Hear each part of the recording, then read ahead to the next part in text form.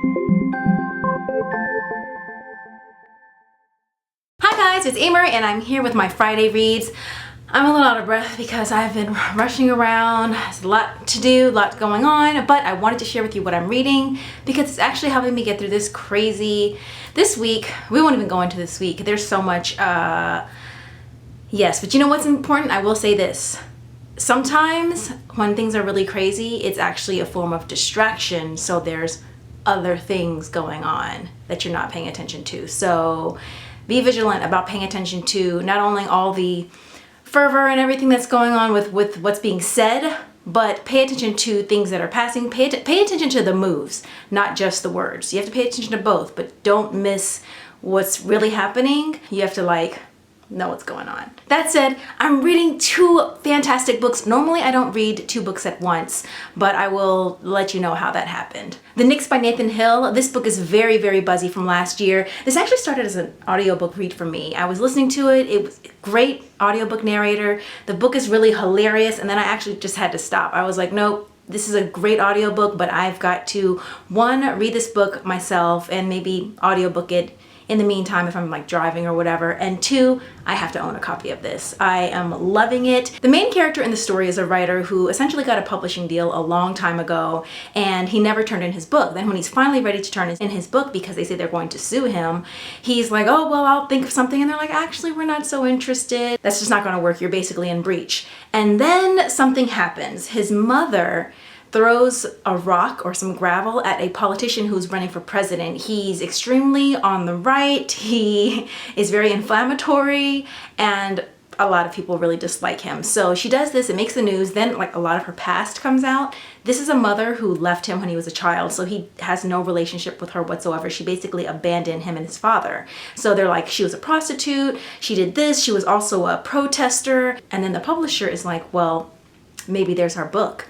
If you can write that book, that sounds interesting. And so the writer agrees to do this, and it's all about him chasing down his past, his mother's past. And it's so funny. The book is full of insight. I have dog-eared, I always dog-ear, but I also wrote a lot in here, took a lot of notes because I'm starting to do that now. I've given up trying to keep them pristine. I mean, I really want to keep them in great condition, but I like to record my thoughts and underline certain things and make notes. While I'm reading, I actually find that a little more enjoyable. I am on page 250 of approximately 600 pages, so I'm almost halfway through. So I'll probably just put this on pause for right now because I really want to read it all the way through without reading something else, and I'm almost finished with my second read. So far, I highly recommend this. This actually might make one of my favorite books of the year. We'll see if the trend continues depending on the rest of the read. Red Queen by Victoria Aveyard. I don't know why I waited so long to read this book. I am on page 256 of about 367. So I'm almost finished with this book. I'm addicted to this book. This book is so addictive. It's exciting, it's very fast paced. The beginning of the book has a lot of sense of wonder. I'm really big into post-apocalyptic things, the world reformed. I don't know if I told you this before, but I used to play with my atlas. So when I was younger, I used to just lay on the floor. We had the Encyclopedia Britannica, and it's this huge, this huge atlas, and I would just use my finger to kind of figure out what was happening with the lands and stories. And I used to draw maps, and I used to draw neighborhoods. I used to draw inside of houses, architectural type things. I'd put furniture in them, and my sister and I would just look at maps, and then we would tell a story through the map. So yeah, that's kind of one of the many geeky things that I used to love to do. So I'm really enjoying this, pretty addicted, and I definitely intend on jumping right to book 2 and then book 3, which comes out in February next month. So I'll be reading that.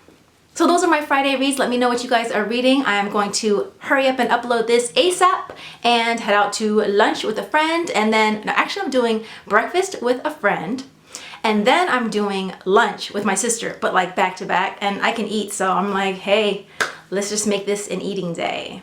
So I'm off. Don't forget to like the video if you liked it. Please share the video, and don't forget to subscribe, and let me know what you're reading this weekend. There are so many cool releases coming out. I've been hearing about a lot of cool books, so yeah, I'm trying to not buy too many books. Okay, yeah, we'll talk. That's another conversation. Until next time, I will see you guys later. Try to stay uplifted, and yeah, interesting times. Talk to you later. Bye.